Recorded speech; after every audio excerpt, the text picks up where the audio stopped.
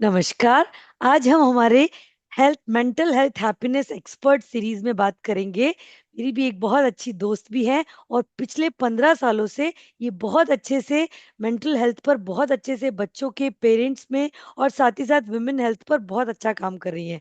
तो आज हम वेलकम करते हैं डॉक्टर वंदना दीदी का। थैंक यू दीदी। नमस्ते।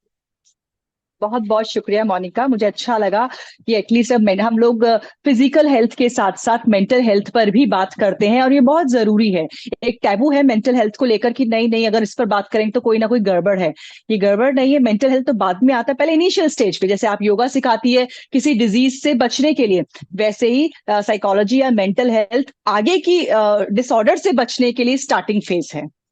तो दीदी हमारी एनसीईआरटी सर्टिफाइड काउंसलिंग साइकोलॉजिस्ट हैं जो पिछले 15 सालों से काम कर रही है। साथ ही साथ ये बहुत जगह सर्विसेज देती है कॉरपोरेट सेक्टर्स में। साथ ही साथ जैसे जुवेनाइल जो जस्टिस बोर्ड होता है उसमें भी सारी चीजें करती है। और फैकल्टी डेवलपमेंट प्रोग्राम्स में भी बहुत सारी यूनिवर्सिटीज के साथ ये बहुत अच्छे से वर्क कर रही हैं। तो अब आज हम इनसे जानेंगे। सबसे पहले तो दीदी, आपने ये कैसे मतलब साइकोलॉजी की जर्नी आपकी कैसे चालू हुई और कैसे किस तरीके से चालू हुई, तो प्लीज आप बताइए। देखिए, साइकोलॉजी में हम साइकोलॉजी क्या, माइथोलॉजी में भी हम लोग कुछ चीजें पढ़ते हैं कि जो आपकी डेस्टिनेशन होती है वहां आप अपने आप ही पाथ पकड़ लेते हैं। ठीक है। तो उस टाइम में 20 साल पहले साइकोलॉजी को कोई समझता भी नहीं था होता क्या है। तो किसी ने कहा, काउंसलिंग का भी कुछ नहीं था उस समय, जी। होती क्या है। तो किसी ने कहा कि ठीक है, आप तो साइकोलॉजी ले लो, तो साइकोलॉजी ले ली, पता भी नहीं था ओके। साइकोलॉजी होती क्या है। ठीक है, तो इस तरह साइकोलॉजी ऑनर्स में पढ़ना स्टार्ट किया, अच्छा लगने लगा, बहुत कनेक्टेड फील किया। उसके बाद फिर मास्टर्स किया, एंड मास्टर्स करने के बाद पीएचडी फील्ड में आ गया, फिर एमबीए किया। तो सब जगह देखा कि ह्यूमन साइकोलॉजी सब जगह है। जी। और जी। कुछ नहीं तो साइकोलॉजी को सबको खुद को समझने के लिए ही पढ़ना चाहिए। जी। अब ये जी। ट्रेंड आ गया है कि बच्चे 11th क्लास में साइकोलॉजी ले रहे हैं, एंड विच इज गुड।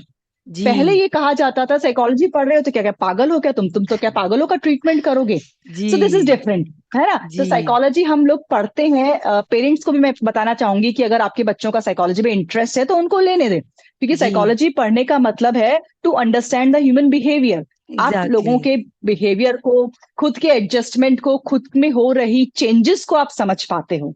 तो ये दिस इज गुड। तो इस तरह से मेरी जर्नी स्टार्ट हुई, और आज मैं बहुत अपने आप को बहुत लकी फील करती हूँ कि मैं इतने साल मैंने इस फील्ड में सर्व किया, और आज वो एक्सपीरियंस एक साथ जुड़कर इतना अच्छा रंग लेकर आ रहा है कि मैं लोगों को हेल्प कर पा रही हूँ। बच्चे आते हैं मेरे पास, पेरेंट्स आते हैं मेरे पास, और मैं अपने एक्सपीरियंस के बिहाफ पर उनको प्रैक्टिकल सजेशंस, एडवाइस, उनको कंसल्टेशन देती हूँ, और जो अपनाते हैं उनका फीडबैक बहुत अच्छा आता है, they apply. Exactly, that's so good, that's so good, feel so blessed to have you दीदी। सो नाउ मैं आपका, अब आज हम बात करेंगे दीदी जो टीन का जो प्रॉब्लम है आजकल, बहुत ज्यादा सेल्फ डाउट का, कॉन्फिडेंस का, टीनेजर का बड़ा कंफ्यूजन होता है। तो माँ बाप बड़े परेशान रहते हैं कि कैसे इनकी कि मेंटल हेल्थ को अच्छा रखा जाए। और जो ये चैलेंजेस है, क्योंकि अब टीनेज से आते आते उनको चैलेंजेस फील होते हैं।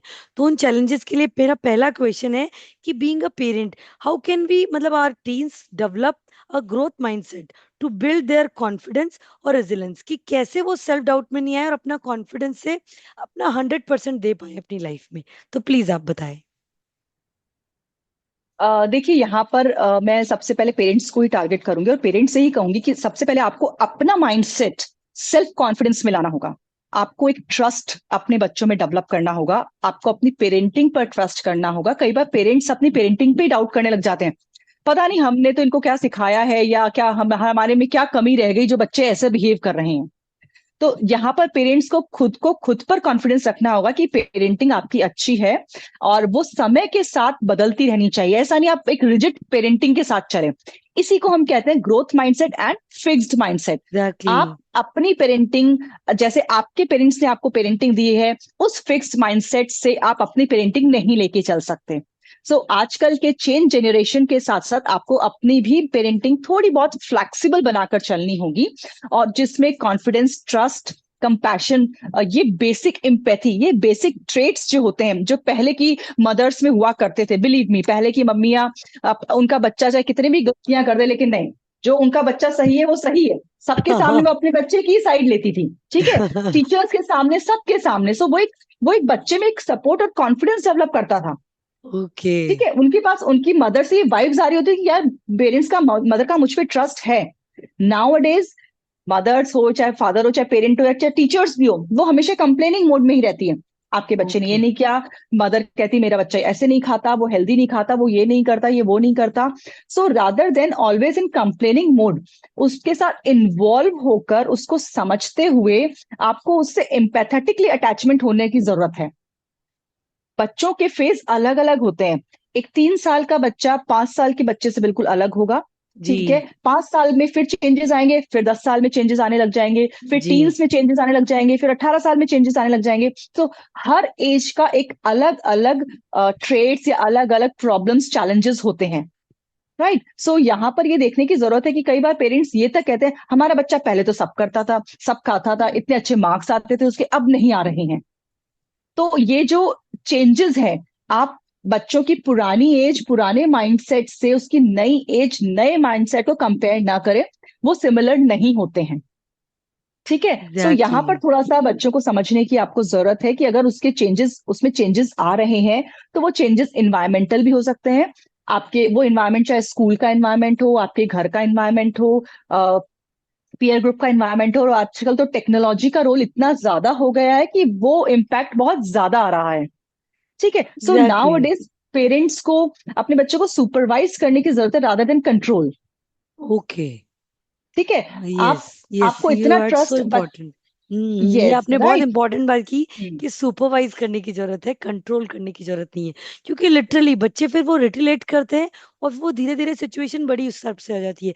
वही मैं उसी तरीके से करती कि वही सेल्फ टॉक भी होती है तो वो नेगेटिव होती है, सेल्फ क्रिटिसिज्म भी होता है तो वो नेगेटिव हो जाता है। तो उससे उस बारे में आप क्या कहेंगे कि जो सेल्फ टॉक होती है, सेल्फ क्रिटिसिज्म होता है, बिकॉज बाहर से बच्चे को नेगेटिविटी, कि मम्मी बोल रही ये नहीं खा रहा, बच्चा ये नहीं कर रहा, तो उस बारे में आप क्या कहेंगे? जो हम आजकल सेल्फ टॉक, सेल्फ क्रिटिसिज्म की बात करते हैं, it's like a me time, तो उसके बारे में आप जैसे क्या बताएंगे? देखिए, इसके लिए मैं फिर वही कहूंगी कि मी टाइम सबके लिए होना चाहिए। पेरेंट्स को खुद का मी टाइम भी रखना चाहिए, बच्चे वही सीखेंगे। एग्जैक्टली। उस हाँ। ड्यूरेशन में पेरेंट्स शो करे कि हम खुश हैं और किस तरह से वो खुशियां कैसे ली जा सकती है। ठीक है, मी टाइम एक वी टाइम में भी कन्वर्ट्स हो सकता है। स्टार्टिंग में वी टाइम, फिर मी टाइम, या मी टाइम और वी टाइम। तो जहां बच्चा देख रहा है कि यार साथ में घूमने में खुशी है, साथ में मूवी देखने में खुशी है, या फिर साथ में कोई बात शेयर में खुशी है, यहाँ पर सबसे पहले पेरेंट्स को भी अपने आप को एक एक बच्चों की लाइन में आकर अपने अपने पेन हुई या अपनी सफरिंग हुई वो शेयर भी करनी चाहिए, जैसे अपनी हैप्पीनेस शेयर करते हैं। एग्जैक्टली। ठीक यस, है, सो तो मोर इम्पोर्टेंट। दोनों चीजें शेयर करना जरूरी है, खुशी भी और आपको जो चैलेंजेस फेस हो रहे हैं वो भी। तो जब आप अपने चैलेंजेस बच्चों के सामने रखते हैं तो बच्चों को भी लगता है कि, और चैलेंजेस के साथ सॉल्यूशन भी, कि देखो बेटा या बेटा देखो बच्चे, अभी जो चेंज चल रहा है, अभी आपके एग्जाम चल रहे हैं, थोड़ा सा मुझे भी लगता है कि मैं भी आपके साथ रूड हो जाती हूँ, लेकिन ये एक तरह से चैलेंज है।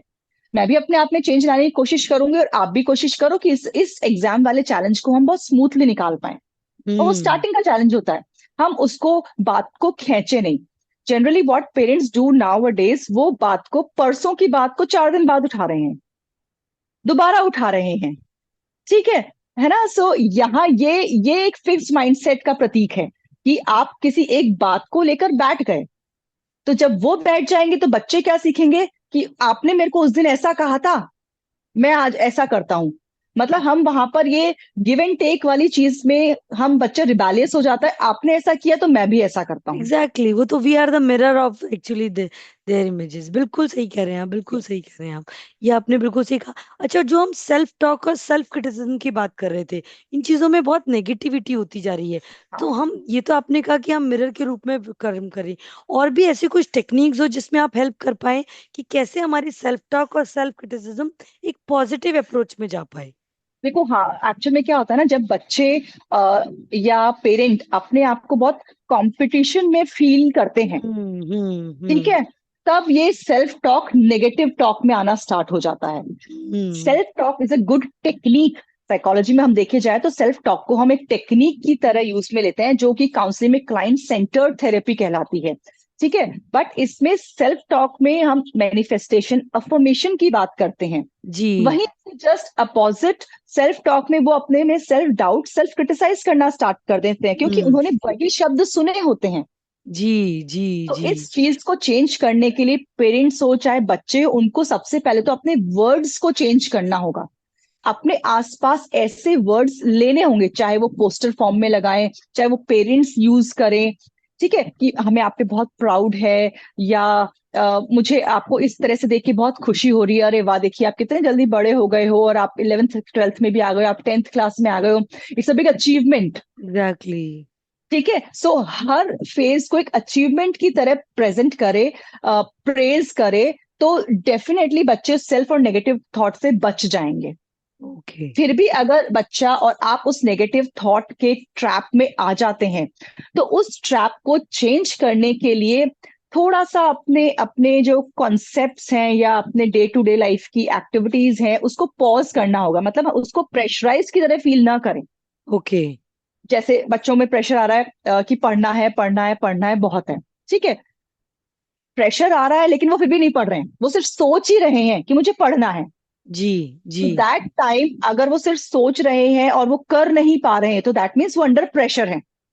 तो इस ओके। माइंडसेट को चेंज करने के लिए आप पॉज बटन लगाओ। पॉज बटन में जस्ट उस दिन को आप टाइम डिसाइड करो कि यार 5 घंटे में या 6 घंटे या आज का दिन मैं बिल्कुल पढ़ाई के बारे में नहीं सोचूंगा, मैं वो करूंगा जिसमें मुझे खुशी मिलती है।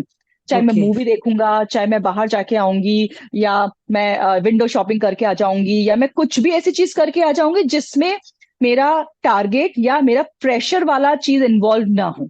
ओके।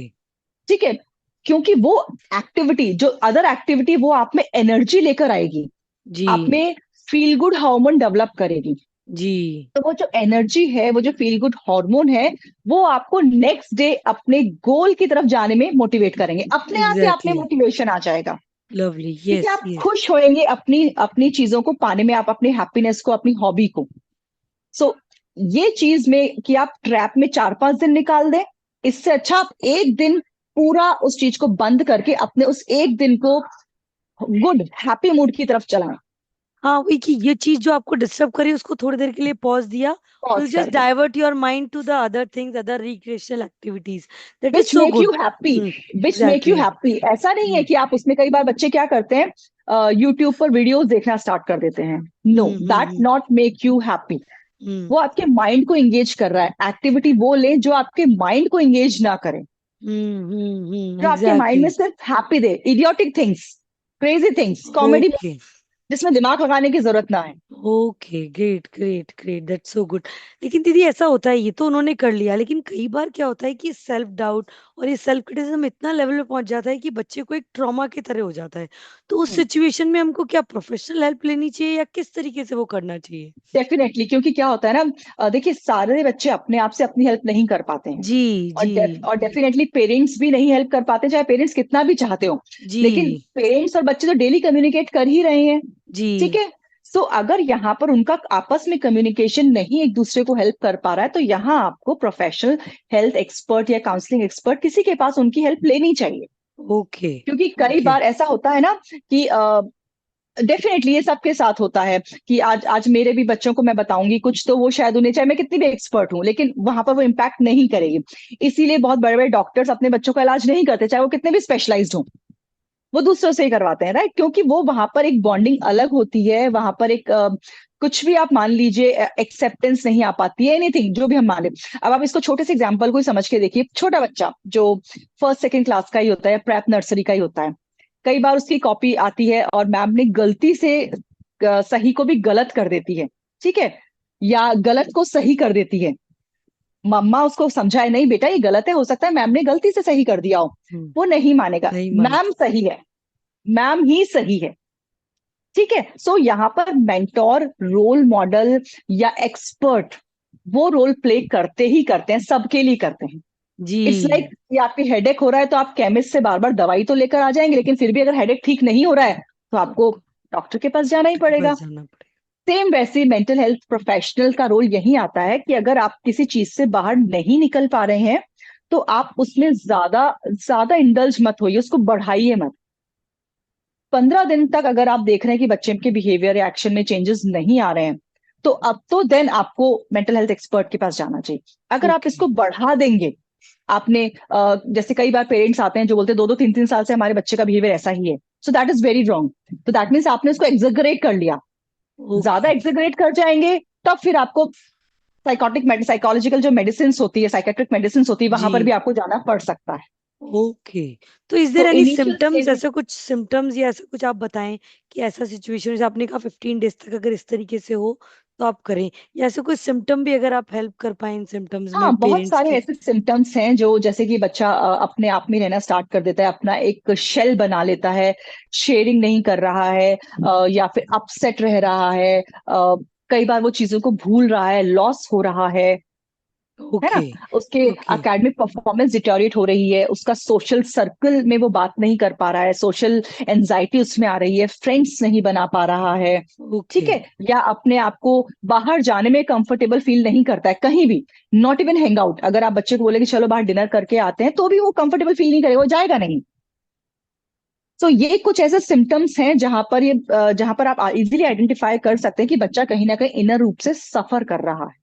ओके। और ये सिम्टम अगर 15-20 डेज तक रेगुलर हैं आपकी कंसिस्टेंसी में, हाँ, तो you should contact to the health yes, you expert. Have to give exactly. For the consultation, right. अच्छा, और ये चीज जैसे आजकल ये प्रॉब्लम सभी के साथ हो गई है कि लोग सोशल हो गए हैं लेकिन मोबाइल पर, आपका पर्सनल इंटरेक्शन कम हो गया है। तो बच्चों को, क्योंकि रिलायबिलिटी फैक्टर भी हमारी जिंदगी में, हमारे जीवन में इतने सारे गैजेट्स के कारण थोड़ा रिलायबिलिटी फैक्टर कम हुआ है। तो उसके हम्म। कारण बंदा जल्दी सेल्फ डाउट, सेल्फ क्रिटिसिज्म के साथ साथ सोशल मीडिया पे जब लाइव देखता है तो उससे अट्रैक्ट होता है, और वो जो पर्सनल इंटरेक्शन होते हैं वो लोगों के कम हो गए हैं। तो उस बारे में आप किस तरीके से इनपुट दें कि हम किस तरीके से अपना इंटरेक्शन बढ़ाएं और बच्चे भी थोड़ा सा सोशली एक्टिव हो पाए, और वो अपनी जो कम्युनिकेशन स्किल्स को कैसे इंप्रूव कर सकते हैं ताकि वो कॉन्फिडेंस और जनरेट करें, सेल्फ डाउट में नहीं जाएं, सेल्फ क्रिटिसिज्म में नहीं जाएं। कोई ऐसा कोई नेचुरल मेथड भी हो, जैसे आपने कहा कि हाँ, चीज़ों को आप डिटरेक्ट करो, साथ ही साथ और भी ऐसी कुछ थेरेपीज हो, जैसे कुछ जो आप, जैसे टॉकेटिव कुछ बच्चे से बात ही नहीं करते हैं, उनको फ्रेंड बनाना पसंद ही नहीं है, उनको अपना रूम पसंद है, अपना मोबाइल पसंद है, बाकी वो सब बस वाईफाई बंद हुआ तो बाहर देखने आएंगे कि वाईफाई क्यों बंद हो गया, बाकी वो अंदर ही रहते हैं। तो ऐसे बच्चों के लिए मतलब किस तरीके से आप कहेंगे, बीइंग अ पेरेंट देख। देखिए, यहाँ पर अगेन एक एज पर मैटर करता है। अगर ये बच्चा 16, 17, 18 प्लस का बच्चा है, ठीक है, तब तक उसकी पर्सनालिटी डेवलप हो जाती है। तो कुछ बच्चे इंट्रोवर्ट भी होते हैं, तो वो ओके। घर में रहकर भी क्रिएटिव होते हैं, उनको फ्रेंड्स बनाना पसंद नहीं होता है, क्योंकि उनका हो सकता है उनका माइंडसेट दूसरे बच्चों से मैच नहीं कर पा रहा है। तो देखिए, घर पर अगर वो प्रोडक्टिव है, क्रिएटिव है, अपने आप में रह के, वेल एंड गुड, फिर आपको परवाह करने की जरूरत नहीं है, फिर आपको जरूरत नहीं कि बच्चों को आप सोशली बनाओ ज्यादा। ओके। लेकिन घर पर आकर वो क्रिएटिव भी नहीं है, लो हो रहा है बहुत, और गुमसुम रहता है, तब और सिर्फ सिर्फ मोबाइल में वो मतलब यहाँ पर वही वाली चीज है, सुपरवाइज करने की जरूरत है कि मोबाइल में वो क्या देख रहा है। ओके। मोबाइल में अगर वो सोशल मीडिया पे एक्टिव है, तो दैट मीन्स यहाँ पर आपको जरूरत है उसको कहीं ना कहीं उसको सोशल ग्रुप बाहर इंट्रोड्यूस करवाने की। उसका ओके। एज ग्रुप में, वो कैसा भी ग्रुप हो, क्योंकि आजकल बहुत सारे ऐसे ग्रुप्स होते हैं, जी। कम्युनिटीज बनी हुई है, रीडिंग ग्रुप, रीडिंग क्लब्स हैं बहुत सारे, स्पोर्ट्स क्लब्स हैं बहुत सारे, मैराथन क्लब्स हैं, ग्रुप्स हैं बहुत सारे, इस तरह के ग्रुप्स है, कम्युनिटीज है, जहाँ आप बच्चे को लेके जा सकते हैं, वो उनको इंट्रोड्यूस करा सकते हैं। हम बीइंग पेरेंट, हम लोग भी तो बच्चों को चीज इंट्रोड्यूस नहीं कराते हैं। वहां हाँ। जाओगे, टाइम वेस्ट हो जाएगा, ये करोगे ऐसा हो जाएगा, वैसा हो जाएगा। सबसे ज्यादा फोकस ही पर हो गया है। तो जब हम परफेक्ट बनाना चाहते हो, परफेक्ट कैसे बनेगा? एग्जैक्टली ये आपने बिल्कुल ठीक कहा, क्योंकि आजकल, क्योंकि मैंने देखा है बच्चे मोबाइल के मैसेजेस में ज़्यादा कंफर्टेबल होते हैं जनरली, जो जो वर्बल कम्युनिकेशन होता है उसकी बजाय। तो वही आपने ये कहा कि हम लोग भी इंडल्ज नहीं करते हैं। तो बहुत सारी चीज़ें आपने कहा कि बिल्कुल सही कहा कि सेल्फ डाउट, सेल्फ क्रिटिसिज्म से ऑटोमेटिकली हमारे फैमिली के एटमॉस्फेयर से, और बच्चों को सुपरवाइज करें, नॉट देन कंट्रोल देम। तो लेट इट बी, जैसे वाटर फ्लो होता है, वो अपने आप अपनी जगह बना लेता है। यस, तो स्पेस देना आजकल हम जरूरी थोड़ा है, सा एक फ्लो। टीनेज बच्चों को थोड़ा स्पेस देना भी बहुत जरूरी है। हमें पता होता है, जैसे क्या था, छोटे बच्चों को गलती कर देते हैं, अब ये क्या होता है, ये बचपन से स्टार्ट हो जाती चीजें। छोटे बच्चे जी। ने गलती कर दी, हमें पता है हमारे बच्चे ने ये गलती करी, लेकिन फिर भी जी। हम उससे एक्सेप्ट करवाएंगे, उसको गिल्ट फील करवाएंगे, तूने किया है ना ये, पता तुमने ही किया है ना ये, राइट, जबकि हमें पता है इसने किया है। यहाँ ओके। पर हम उसको यहाँ पर हम उसको कोई बात नहीं बेटा, हो गया तो हो गया, ठीक है, कोई बात नहीं, आगे से जी। ध्यान रखना। जी। जी। तो वहां जी। पर हम बच्चे को एक तरह से कॉन्फिडेंस भी दे रहे हैं कि मिस्टेक आपसे हुई है, कोई बात नहीं, मिस्टेक को नेक्स्ट टाइम हम रेक्टिफाई कर लेंगे। लेकिन हम जी। उसको बता रहे हैं, बार बार गिना रहे हैं, मिस्टेक तूने ही की है, मिस्टेक आपने ही की है, उसने की है। ओके, तो को भी फिर पता वो है, अपने आप, आपको भी हाँ, पता है। हाँ, वो अपनी शेल में चला जाएगा, फिर वो शेल से बाहर नहीं यस। आएगा। एक यस। यही बात है। और बाकी जैसे हम ये बात करें, जैसे बहुत सारी चीजों में क्योंकि कंपटीशन बहुत बढ़ गया है, तो मैं समझ सकती हूँ बहुत सारी चीजों में पेरेंट्स के ऊपर भी प्रेशर होता है। उनको लगता है कि बेबी, मेरा बच्चा आगे कैसे जाए, पढ़ाई में कैसे रहे, को करिकुलर एक्टिविटीज में आगे बढ़े। तो उसके लिए एक आप इस तरीके से कुछ ऐसा कुछ आप बता सकते हैं कि कोई एक balance, how to make balance in all these things. अगर आप कुछ देखो, एक थोड़ा आइडिया दे पाए, बाकी तो हर बच्चे की अलग अलग ग्रोथ राइट है, हर राइट, फैमिली क्वालिटीज का होती अलग है। अलग एक बात चीजें बताऊं हैं। आपको, मोनिका, कंपटीशन और रैट रेस दोनों में फर्क है। जबकि जी, आजकल पेरेंट्स रैट रेस में लग गए हैं, वो कॉम्पीट नहीं कर रहे हैं। जी, जी, ये आपने बहुत सही कहा, बिल्कुल सही कह रहे हैं। राइट। आप अपने बच्चे का कैपेबिलिटी, स्ट्रेंथ देखिए, और उसके हिसाब से उसके लिए कंपटीशन तय कीजिए। रैट रेस की जैसे नहीं, कि सब डॉक्टर इंजीनियर बन रहे हैं लेकिन आपके बच्चे की कैपेबिलिटी वैसी नहीं है, तो आपको उसको वही बनाना है। जी, ठीक है, जी, हो जी, सकता है आपका बच्चा स्पोर्ट्स में अच्छा हो, सकता है वो वोकल में अच्छा हो, या वो इंग्लिश में अच्छा हो, लिटरेचर में अच्छा हो, तो वो फील्ड उसको चूज करने दीजिए, जी, जी, उसमें जी, बढ़ाइए। किसने कहा कि उसमें करियर नहीं है? हाँ, आपको पता बिल्कुल। है, एनसीएस गवर्नमेंट की एक साइट है, नेशनल करियर सर्विसेज करके, जिसमें गवर्नमेंट की तरफ से करीब 4,500 से भी ज्यादा ओपनिंग्स हैं, और उनकी क्वालिफिकेशन दी गई है कि आप इस जॉब के लिए ये क्वालिफिकेशन चाहिए। ओके, ग्रेट, ये तो ये आपने पता बड़ा ही है, अच्छा। हमें तो केवल दो या तीन प्रोफेशन पे ही अटके हुए हैं, बाकी प्रोफेशंस हाँ, कहाँ गए? नहीं, नहीं, आजकल वैसे बहुत सारे ऑप्शंस खुल गए हैं। इसीलिए जैसे यस। आप लोगों का कि बहुत, कि आपके ह्यूमैनिटीज में, कॉमर्स में, साइंस बैकग्राउंड में, और off beat everywhere career, everywhere, और off beat career are also good. So वही है ज्यादा कि हो लेट गया है वो। देम ग्रो, एक्चुअली यही वाली बात है। अब तो इसीलिए तो इसीलिए, आजकल अब हमारे नए गवर्नमेंट नई एजुकेशन पॉलिसी में लेकर आ रही है कि अब जी, कोई सब्जेक्ट्स नहीं होंगे, आप ह्यूमैनिटीज के साथ साइंस का भी कोई भी सब्जेक्ट पढ़ सकते हैं। जी, जी, जी, जी, जी, जी, दैट इज ये गुड तो स्टेप बाय बहुत द अच्छा है। गवर्नमेंट, और यही चीज पेरेंट्स को भी समझनी चाहिए अब कि, अब देखिए, बोर्ड के एग्जाम तक गवर्नमेंट ने 2 बार कर दिए, वो 2 बार, अब आप जी, 2 बार दे सकते हैं बोर्ड के एग्जाम। जी, जी, ये यही इसीलिए कि ताकि आप रिलैक्सिंग वे लाइफ को एक एंजॉय करें। वो जिसने यस। कहा था ना कि what you want to be in life, तो I want to be happy. So this is yes. Our aim actually, कि बी हैप्पी ऑलवेज। बाकी चीजें तो अपने आप ही आपके सपोर्टिव रहेगी, क्योंकि मेंटली, फिजिकली, स्पिरिचुअली आपको हेल्दी होना वो ज्यादा यस, इंपॉर्टेंट बहुत है। जरूरी है, बहुत जरूरी तो है। इसीलिए ना हम आपसे आज आपसे बात करी, तो बहुत सारी चीजें आई आपने निकल के कि जो टीनेज के बच्चे हैं, क्योंकि वो लाइफ में प्रॉपर अभी इंडल्ज भी नहीं हुए हैं, और उनके लिए लाइफ की चीजें को एक्सपोजर भी ऑलरेडी बहुत जल्दी मिल जाता है। तो आपने ये बहुत सारी बातें हमको बताई, और बहुत सारी चीजें। अब कुछ इनका कुछ आप कंक्लूड करके बच्चों को एक कुछ गोल्डन नगेट दे पाए दीदी, या फिर पेरेंट्स के लिए कि हाँ भाई, आपको ये पॉइंट्स तो आपको देखने हैं, या कुछ ऐसी कोई चीज हो जो एक्सरसाइज वो कर पाए, और ताकि ये फेजेस हो, सेल्फ डाउट का, क्रिटिसिज्म का, कॉम्पिटिशन्स का, तो उसके लिए कुछ इजी टू गो, जैसे कुछ आपके पास टिप्स हो तो प्लीज आप शेयर कीजिए। अ, देखिए, इसके लिए सबसे अच्छा सेल्फ एनालिसिस बहुत जरूरी है। अगर आप अपने आप की स्ट्रेंथ खुद नहीं खोज पा रहे, सबसे पहले तो आपको पेरेंट्स को या बच्चों को देखना होगा कि उन्हें पसंद क्या है, उन्हें खुशी किसमें मिल रही है। ड्राइंग पेंटिंग में मिलती है, डिजाइनिंग में मिलती है, या उनका फेवरेट सब्जेक्ट कौन सा है। जब मैं करियर काउंसलिंग की बात करती हूँ, तो मैं सबसे पहले बच्चे जहाँ जो कंफ्यूज होकर आते हैं कि मैडम हमें तो ये भी पसंद है, ये भी पसंद है, लेकिन हम क्या करें, लेकिन हमारे मार्क्स उसमें अच्छे नहीं आते हैं। जी, ठीक है, सो यहाँ पर marks is a different criteria, और उनको अच्छा सब्जेक्ट पढ़ने में क्या लग रहा है, किसको वो एंजॉय कर रहे हैं। तो जिस सब्जेक्ट को एंजॉय करते हैं, आप उसमें एक्सपोजर देखिए। जी, जी, जी, ठीक है, अगर आपको इंग्लिश पढ़ने में बहुत अच्छा लग रहा है, इंग्लिश में एक्सपोजर देखिए। आपको जियोग्राफी पढ़ने में अच्छा लग रहा है, तो आप क्यों साइंस में देखिए, आप जियोग्राफी में देखिए। सो देर आर इतने सारे हमारे सब्जेक्ट्स है, इतने सारे फील्ड है। एग्रीकल्चर का आजकल बहुत अच्छा फील्ड चल रहा है। ठीक है, सो देर आर मल्टीपल फील्ड्स जहां पर आपको बहुत अच्छे करियर ऑप्शंस मिल सकते हैं। ठीक है, कि और बस मैं यही कहूंगी कि ये कंपटीशन के नाम पर रैट रेस में ना पड़े, अपनी कैपेबिलिटी, अपनी स्ट्रेंथ को खुद पहचाने, और आप पहचान सकते हैं। फिर भी अगर आपको लगता है कि हम नहीं पहचान पा रहे हमें क्या अच्छा है या हमारी वीकनेस क्या है, so you can talk to expert. Okay, आप मुझे गाइडेंस दो, है ना, राइट। अब देखिए, बड़े बड़े लोग भी तो जाते हैं, इट्स लाइक वो एस्ट्रोलॉजी के पास क्यों जा रहे हैं, हाँ, एस्ट्रोलॉजर्स के पास बिल्कुल, क्यों जाते हैं? बिल्कुल, एस्ट्रोलॉजर्स क्या करेंगे, उन्हें सिर्फ गाइडेंस दे पाएंगे, जी कि देखिए आप वो भी एक साइंस है, सेम जैसे साइकोलॉजी एक साइंस है। जी जी जी। ठीक है। सो जैसे साइकोलॉजी में हम लोग क्या करते हैं, पूरे ह्यूमन का स्ट्रेंथ और उसका बिहेवियर, उसका एप्टीट्यूड, उसका एटीट्यूड एनालिसिस करते हैं। सो यहाँ पे वो एनालिसिस करके हम उसको उसकी स्ट्रेंथ बताते हैं कि देखो आप में जी इस चीज की स्ट्रेंथ है, आपकी पर्सनालिटी इसके लिए बनी है। नहीं, दैट इज सो गुड, सही कह रहे हैं आप, बहुत बढ़िया। कि बिल्कुल इस तरीके से प्रॉपर, अगर आपको नहीं समझ में आ रहा है तो you can talk to the expert. और आप अपना खुद का सेल्फ एनालिसिस कीजिए, जैसे अपने यहाँ कहा जाता था ना कि आप जर्नलिंग कीजिए, डायरी यस। राइटिंग कीजिए, ताकि आप ऑटोमेटिकली आपको पता चले कि आप दिन दिन में किन किन चीजों को एक्टिविटी कर रहे हैं, और आपको लाइफ में भी मैनेजमेंट हो पाए।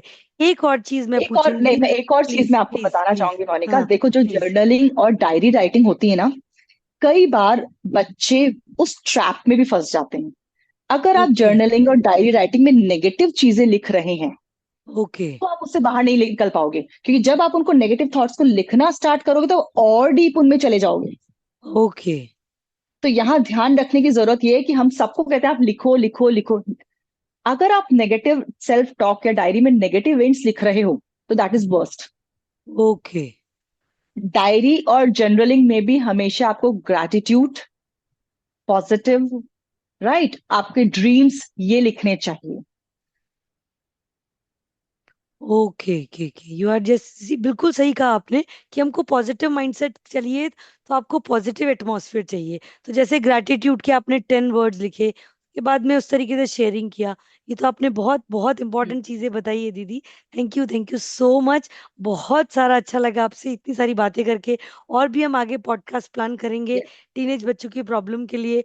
तो हमारे व्यूवर्स से भी एक रिक्वेस्ट है, आपके भी कोई क्वेश्चंस हो मेंटल हेल्थ को लेकर, टीनेज हेल्थ को लेकर, विमेन हेल्थ को लेकर, मेंटल हेल्थ के लिए स्पेशली, तो आप आराम से कमेंट बॉक्स में लिख सकते हैं, ताकि हम दीदी से और नए पॉडकास्ट करेंगे तो उस दौरान उनके क्वेश्चन पूछेंगे।